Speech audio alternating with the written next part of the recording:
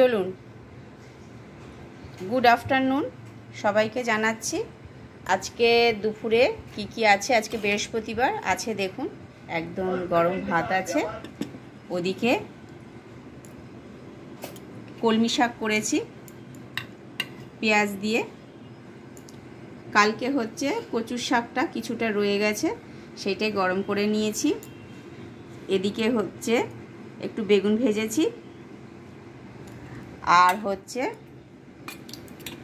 আজকে করেছি ঝিঙে আলু পোস্ত, ঠিক আছে। আর এদিকে রেখেছি আপনার বলুন চিংড়ি মাছ ভাজা, এই যে ছোট ছোট বলবো না, মাঝারি সাইজে যে চিংড়ি মাছগুলো ভেজেছি, ঠিক আছে। এই হচ্ছে আজকে আমাদের দুপুরের মেনু। এবার ছেলে বসে গেছে, এই যে ছেলেকে খেতে দেব। হ্যাঁ, তাহলে আপনারাও আর দেরি করবেন না, আপনারাও বসে যান খেতে। 2টো বেজে গেছে, এরপরে দেরি করলে তখন খাবার হজম হতে অসুবিধা হবে। তাহলে আজকের মতো, এখনকার মতো টাটা।